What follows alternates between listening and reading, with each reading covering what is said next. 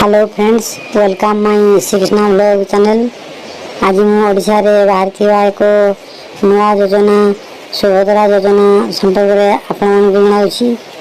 यही योजना आपण केते टଙ୍କା पाइबे, क्यों मैंने पाइबे, क्यों सब डॉक्यूमेंट दरकार हो, केवे ठारू आवेदन आरंभ हो, यही आवेदन केते दिन पर्यंत चलिबो, बयस सीमा केते रहिबो, यही सुभद्रा योजना क्यों मैंने आवेदन करें, क्यों मैंने आवेदन करें नहीं, पान कार्ड कौन यही योजना जरूरी।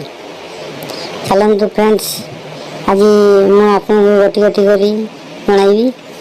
प्रथम जाना यही योजना केते टଙ୍କା मिलिबो, केमिति मिलिबो। यही योजना केवल ओडिशा रे कार्यकारी होउछि। यही योजना माध्यम ओडिशा रे थिबा महिला मानकु 50,000 टंकार भाउचर प्रदान करा जिवो। जेपरी प्रधानमंत्री आवास योजना रे एकाथर टंका मिलु नाही, विभिन्न किस्ती रे मिलुछि।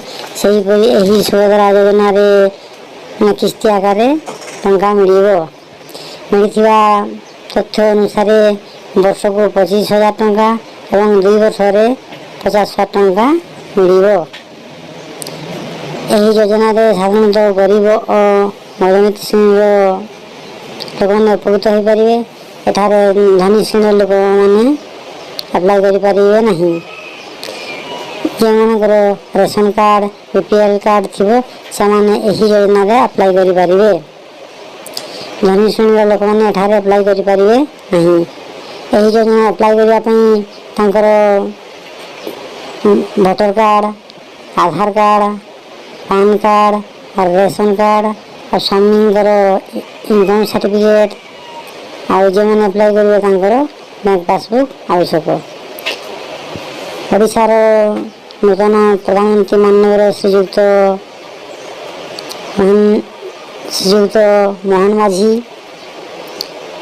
12 जून ओडिशा रे शपथ ग्रहण कले। जून 19 तारीख मध्य गवर्नमेंट ऑफिशियल साइट रे यह उपलब्ध हो। से 19 तारीख पाखर सुभद्रा योजना ऑनलाइन माध्यम अप्लाई आरंभ हो एवं यही योजना 1 मास पर्यंत चलिबो।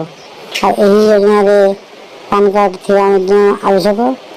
यही योजना रे महिला बयस सीमा 21 वर्ष होता दरकार एवं से विवाहित होते। और जो विवाहित माने 100 रही किंतु विवाहित हो नथिबे से योजना लाभ नहीं पारे नहीं। एठारे केवल गरीब एवं मध्यवित्त श्रेणी महिला मैंने उपकृत पाइबे एवं धनी श्रेणी लोक मैंने यही योजना लाभ पाइपर नहीं।